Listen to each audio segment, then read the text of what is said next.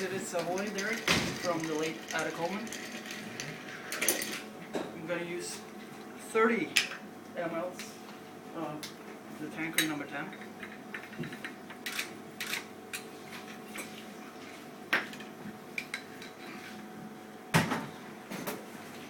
Equal measures of Cinzano Rosso. I chose this one because I think Antica Formula will be a little bit too rich for this, so that doesn't overpower the Tanqueray number 10. I'm going to use just a splash of Fernet. This drink was made by Ada Coleman. They had bartender at Savoy in 1925. She had a gentleman there called Charles Hockney, who was a regular, and he usually came by after a day's work having this drink, especially when he had hard days, and this was one of these hard days.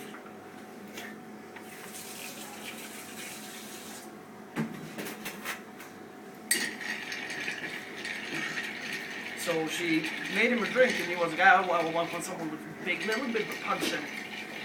So she's been trying the drink for a couple of weeks, and served it to him. And he was like, oh, by Jove, this is the real hanky-panky.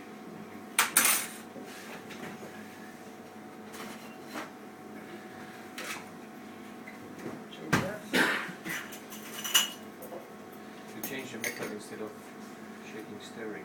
Stirring. Why? Because I think this opens up more of the flavors instead of shaking it, because shaking it for me ruins a lot of the molecules and changes the drink. It tends to be too watery.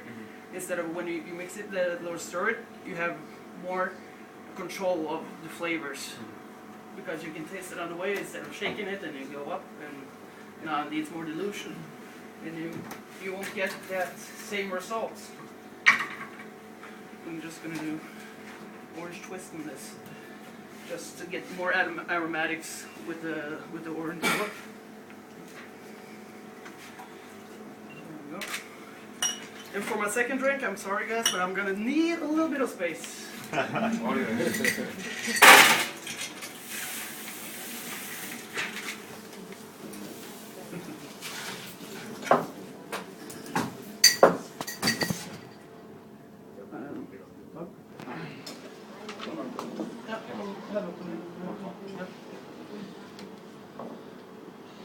So it was twisting a classic was this year's assignment for World Pass. And you're probably going to see where I'm going with this, somewhat. So twisting a classic. For me, twisting a classic means I don't want to do too much of it. I want it to be, has history, it has history, the cocktail has history, and great traditions, all of these cocktails. For my assignment, I chose the Tanq-Tea-Tini. This is one of my absolute favorite cocktails. Very easy to make, classic, just rum, lime, sugar. The essence of every drink, actually. I'm just going to prepare some ingredients. So for me, twisting the Tanq-Tea-Tini, I was thinking about the history of the Tanq-Tea-Tini. It was made in 1898 by Mr. Jennings Cox after doing a day at the mines. He and his colleague, Mr. Paolucci, were suggested to have an afternoon drink after the mine work. I was like, yeah, we were going to have a drink, and he went to his cabinet, wanted to find his gin and his vermouth, just lime juice. Didn't have any, so he had to go what the locals were drinking. And at that time, they were drinking the Kanchanshara, which is actually the same drink, but they used molasses, which they refer to as honey, instead of the sugar. So he found rum, lime, and he used sugar as a sweetener.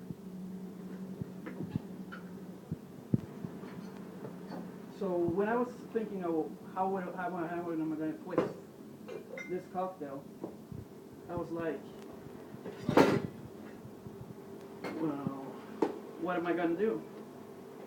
So I wanted to play a role during history, like, yeah, he was drinking gin.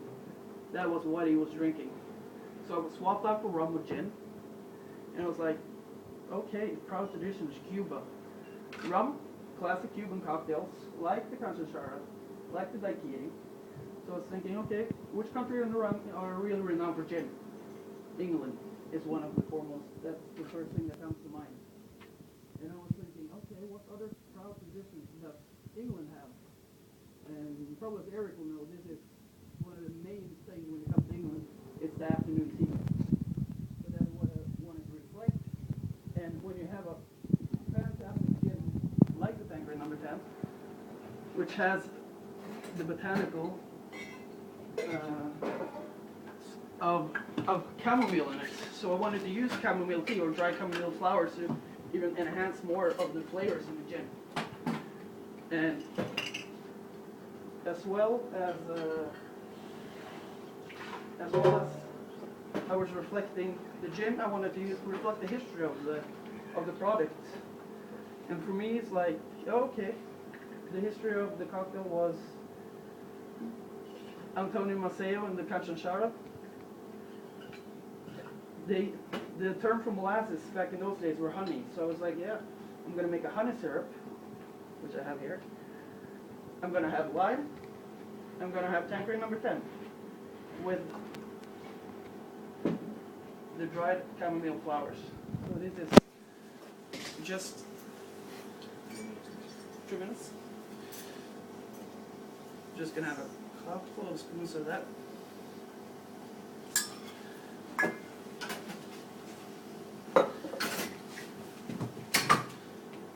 So I did 6 CLs of the Tanqueray number 10.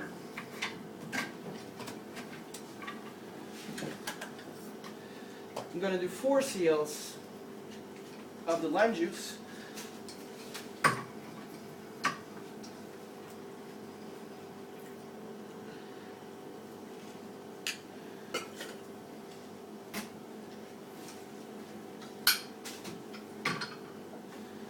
And 3 CLs of the honey syrup.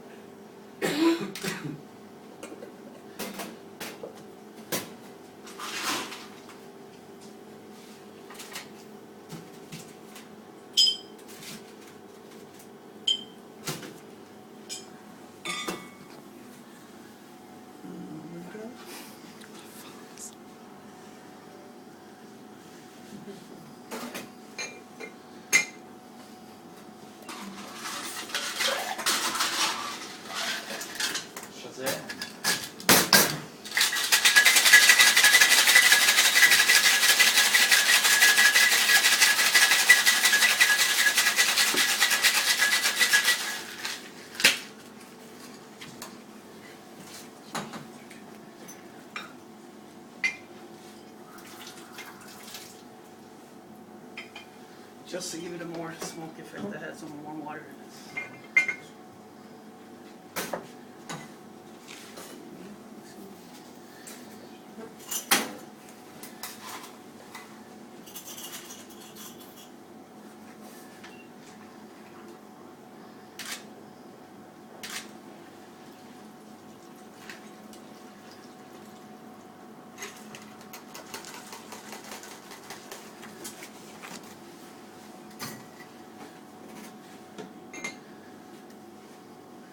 And as always, when you have the afternoon tea, my palate's not your palate.